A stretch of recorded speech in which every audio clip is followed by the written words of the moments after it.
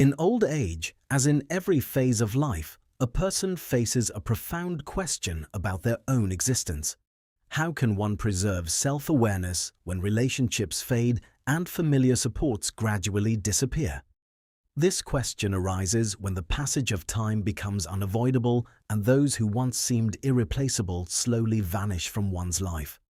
Yet it is at this very moment that Kant's philosophy on moral autonomy, freedom, and the inner lawgiver becomes profoundly relevant. Old age is a test for those who can maintain an inner connection with themselves regardless of what happens around them.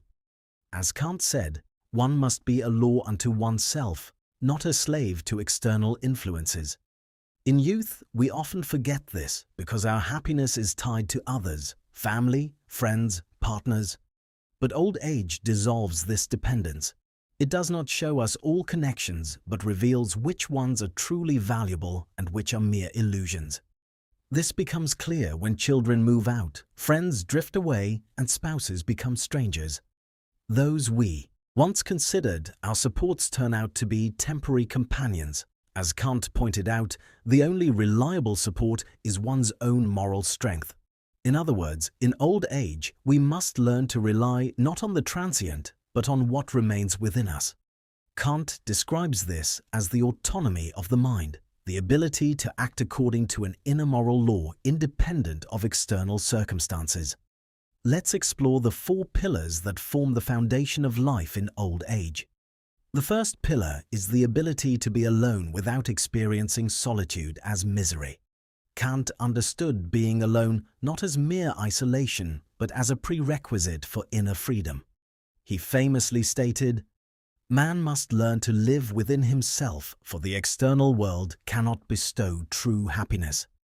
As we age and external relationships fade, we must cultivate an inner connection with ourselves. If we fail to learn to be alone, life becomes an empty space filled only with chaos. Those who cannot find peace in their own presence become dependent on others and, once considered, our supports turn out to be temporary companions. As Kant pointed out, the only reliable support is one's own moral strength. In other words, in old age, we must learn to rely not on the transient, but on what remains within us. Kant describes this as the autonomy of the mind, the ability to act according to an inner moral law independent of external circumstances.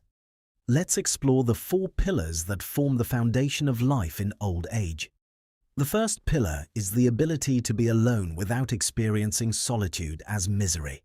Kant understood being alone not as mere isolation, but as a prerequisite for inner freedom. He famously stated, "Man must learn to live within himself, for the external world cannot bestow true happiness."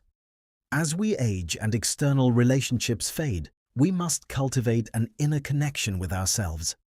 If we fail to learn to be alone, life becomes an empty space filled only with chaos. Those who cannot find peace in their own presence become dependent on others and the house or organizing objects. It involves creating inner order, which forms the foundation for moral principles. When one organizes their surroundings, they also bring order to their mind. A tidy home reflects a pure soul. For example, a woman may have 3 wardrobes full of unnecessary things: old clothes, a broken light fixture, keepsakes she cannot part with. Kant would argue that attachment to the past, frozen in things, becomes a burden that hinders progress. In old age, when time no longer allows for rectifying past mistakes, it is crucial to let go of the past to preserve energy for the present. Purity, according to Kant, is a necessary condition for the development of freedom. Those who cannot create order in their daily lives will struggle to develop inner freedom. Therefore, order in daily life is the first step toward following the moral law. The third pillar is indifference to the judgment of others. Kant argued that true freedom lies in acting independently of the opinions of others. Freedom is the ability to act according to one's own inner law, not to seek the approval of others.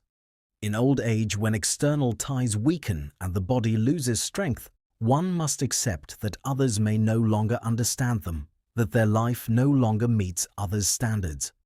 But those who learn to ignore others' judgments gain freedom. Kant wrote, "One must learn to say no to the opinions of others to preserve one's moral integrity." For example, a neighbor might argue with his wife every evening but claim to be happy. In reality, Kant says the opinions of others are mere reflections of their own fears, not true expressions of happiness. As one grows older and realizes that others do not truly understand them, it becomes essential to live by one's own moral compass. True respect arises when one quietly accepts oneself. This is freedom, having nothing to justify, nothing to prove, simply living as one believes is right. The fourth pillar is fidelity to oneself, the deepest form of freedom. A person must feel that their life has meaning, and that meaning must arise from their own moral consciousness. As one grows older and others no longer depend on them, it becomes all the more important to preserve the sense that one's existence still matters. This meaning does not come from money, praise, or recognition, but from the inner sense that each day counts. Kant believed that the meaning of life lies not in living with others, but in living with oneself. For instance, a woman might apply lipstick every morning even though no one will visit her. She makes herself coffee just to enjoy the scent in the morning. Sometimes she reads poems to her cat. Though trivial, these small acts bring depth and purpose to her life. Some people grow tomatoes on their balcony, not for the harvest, but for the care involved. Others do morning exercises to avoid stiffness. Still, others keep a journal to ensure that the day does not pass unnoticed. By doing something for oneself, a rhythm is established and life loses its emptiness. If one does not feel valuable, their life becomes insignificant. As long as someone cannot find meaning in their existence, they remain trapped in a void. Therefore, especially in old age, when external relationships fade, it is crucial to find meaning in one's own actions. For Kant, true freedom lies not in external conditions, but in how deeply one is connected with oneself. Old age, rather than being an end, marks the beginning of a new phase, a time when a person must learn to rely on themselves. Freedom is not the absence of constraints, but the ability to act according to one's own laws. Those who succeed in strengthening these four pillars attain a freedom that forms the foundation of their life. Those who fail, however, will lead a life filled with chaos. Old age, therefore, is not an end, but an opportunity to develop a stronger inner freedom independent of external influences. As Kant said, man must be a law unto himself.